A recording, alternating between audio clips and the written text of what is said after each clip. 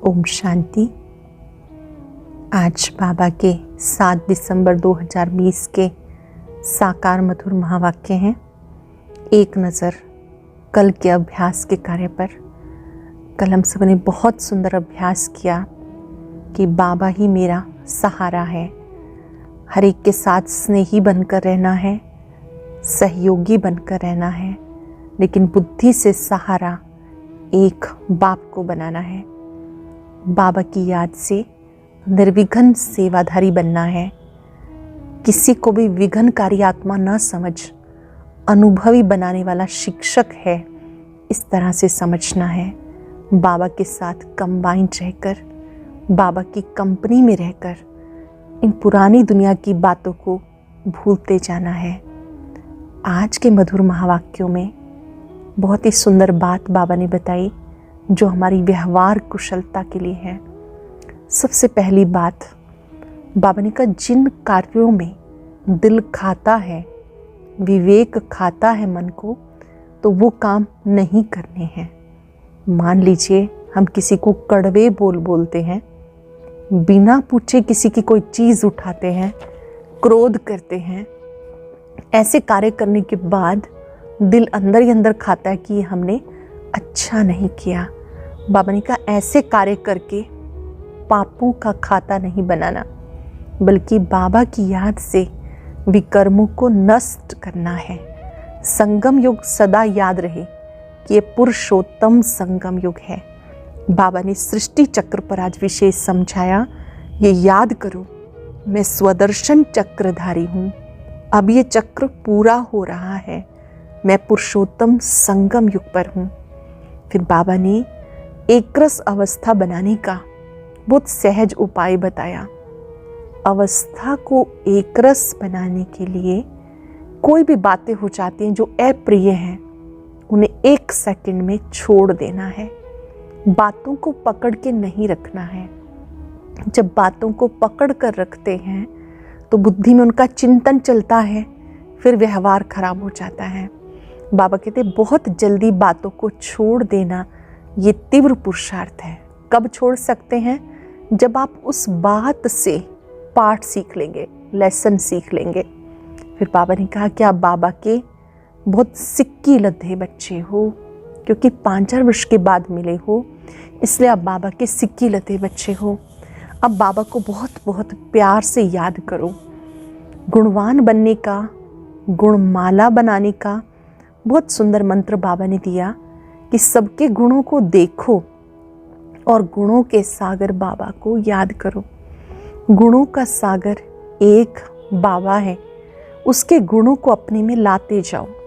सबके गुणों को देखते भी आपको गुणों का सागर बाबा याद रहना चाहिए।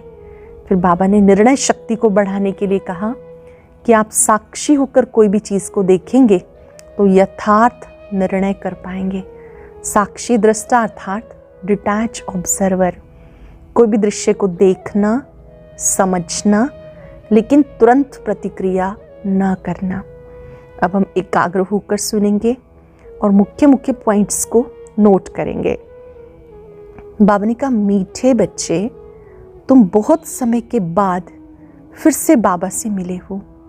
फिर से मिले हो, 5-4 वर्ष पहले भी मिले थे, अब मिले हो, इसलिए तुम बहुत बहुत सिक्की लद्दे हो।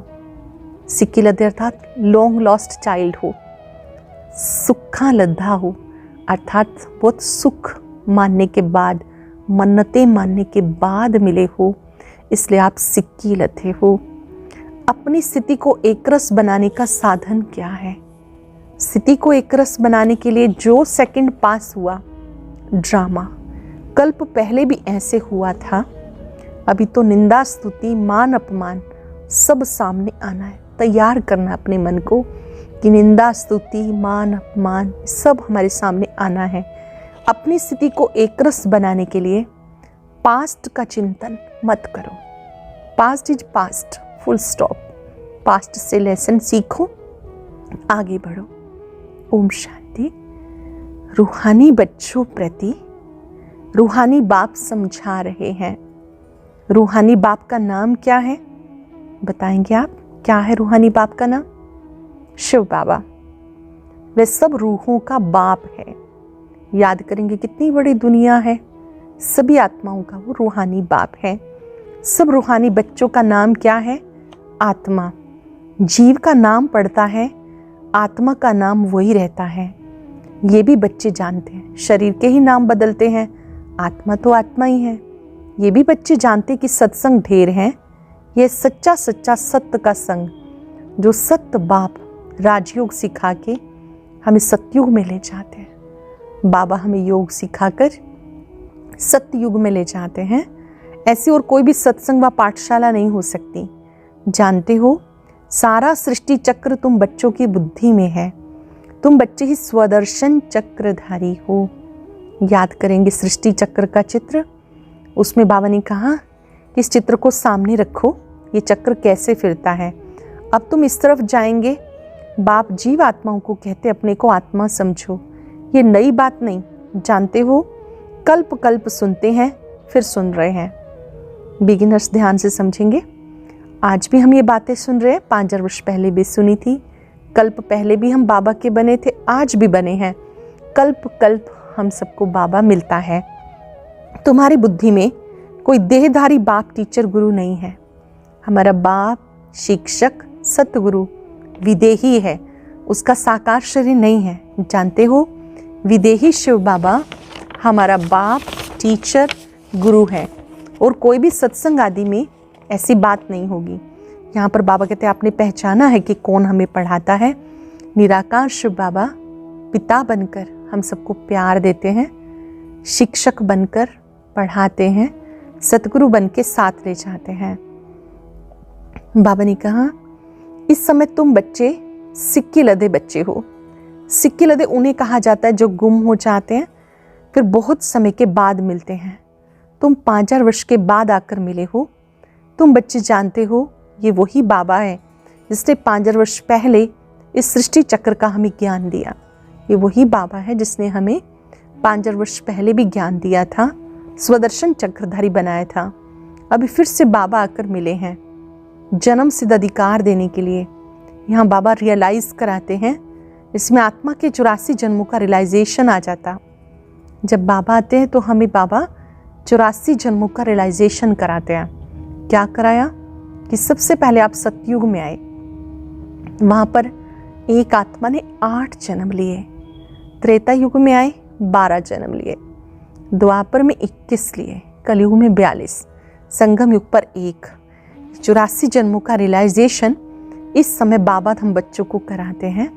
बाबा कहते तुम ही बच्चे फिर से देवता बनने वाले हो। जो देवता बनने वाले हैं वो ज़रूर आएंगे। जो देवकुल की आत्माएं हैं वो रोज़ बाबा की मुरली सुनेंगी, रोज़ बाबा को याद करेंगी, खान पान शुद्ध रखेंगी। बाबा की मुरली से प्यार होगा, मुरली से उनका प्यार होगा। बाबा कहते थोड़ा भी पुरुषार्थ किया है तो व्यर्थ नहीं जाएगा। थोड़ा सा भी पुरुषार्थ करते रहते हैं घर गृहस्थ में रहकर, तो बाबा कहते व्यर्थ नहीं जाएगा, आपका सतयुग में ऊंचा पद होगा। पुरुषार्थ अच्छा करते हैं तो सजाओं से मुक्त हो जाते हैं। याद की यात्रा के बिना विक्रम विनाश नहीं होंगे। घड़ी घड़ी अपने को याद कराओ, मुझे बाबा को याद करना है। याद करना मतलब बाबा के गुणों का चिंतन करना। याद करना अर्थात बाबा का शुक्रिया करना।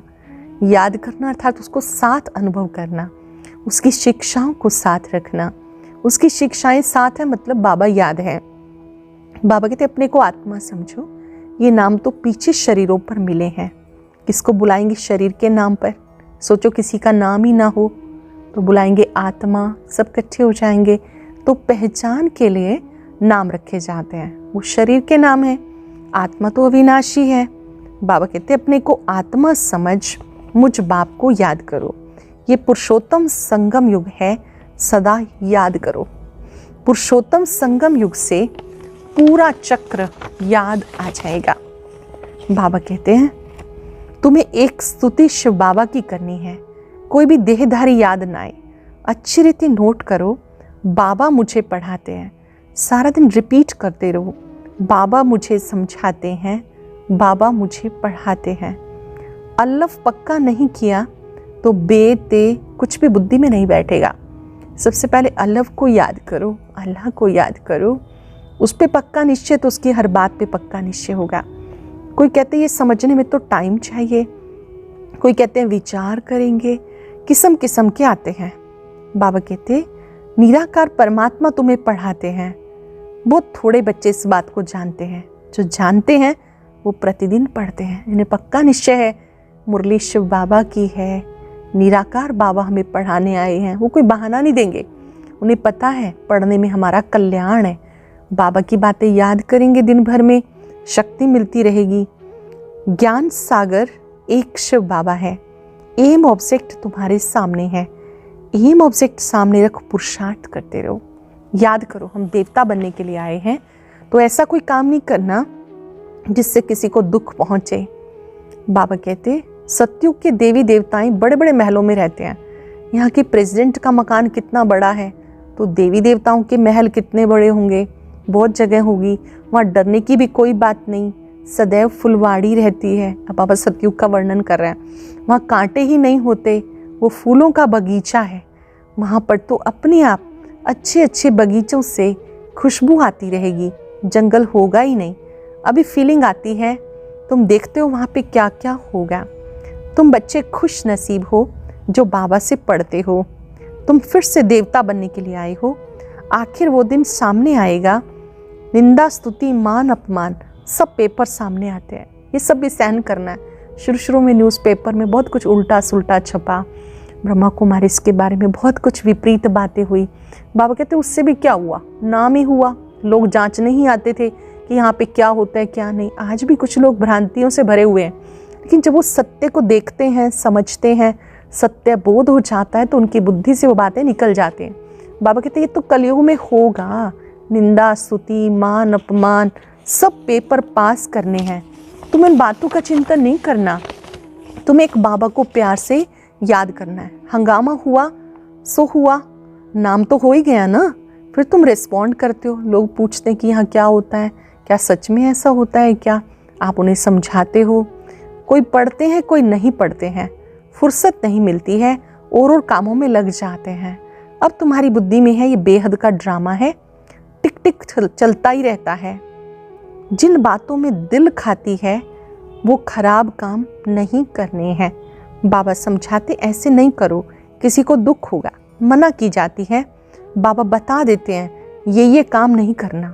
बिना पूछे किसी की चीज़ को उठाया, इसे चोरी कहते हैं। कोई ऐसा काम मत करो, किसी की भी चीज़ को बिना पूछे नहीं उठाना। कड़वा बोल भी मत बोलो। आजकल देखो गुस्सा करते रहते हैं, क्रोध करते हैं तो दुश्मनी का भाव लग जाता। सतयुग में शेर बकरी भी खीरखंड रहते हैं, यहाँ पर तो सब लून पानी रहते हैं। बाबा बच्चों को समझाते तुम्हें खीरखंड होके रहना है।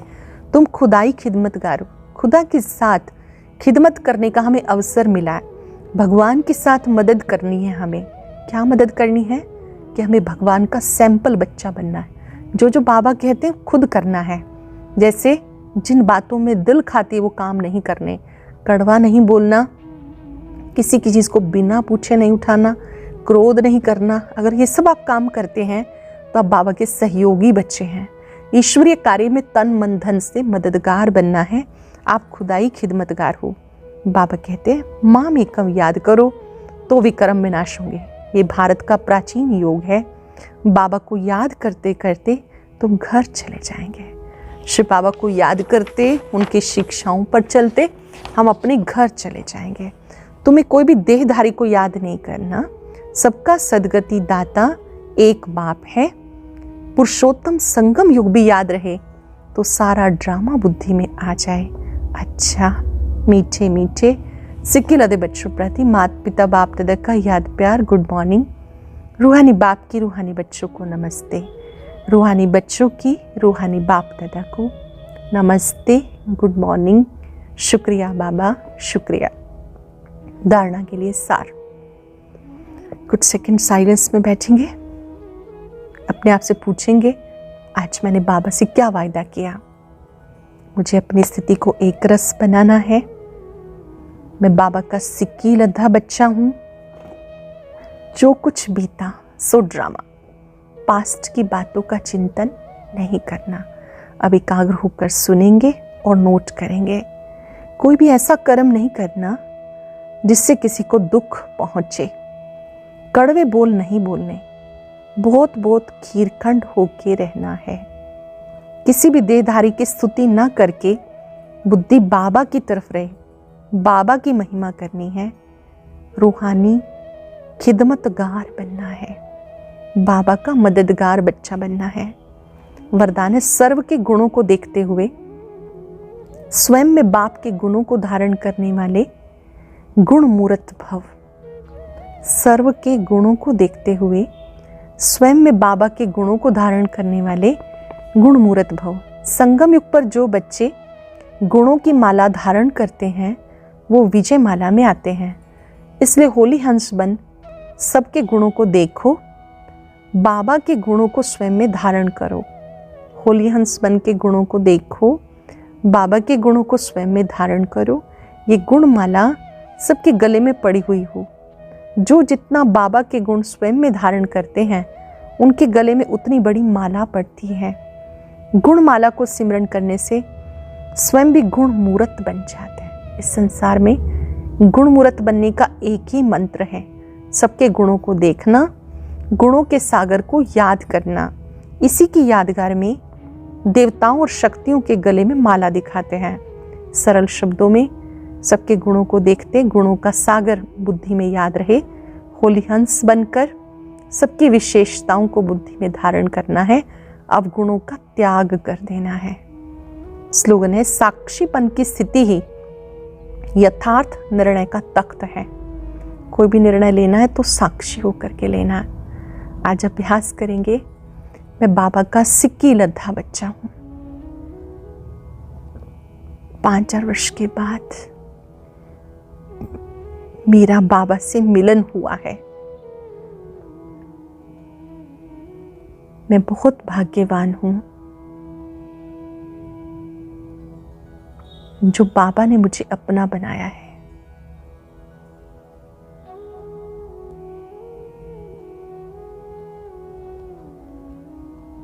आज से मुझे एक रस स्थिति में रहना है।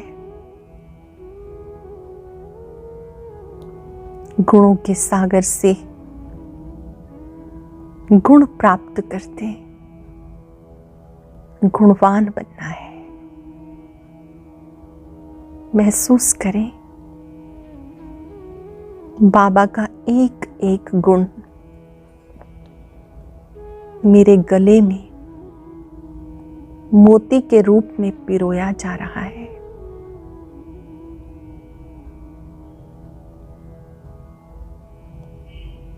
गुणों के सागर बाबा मुझे भी आपकी तरह मास्टर गुण सागर बनना है। शुक्रिया बाबा, शुक्रिया। ओम शांति।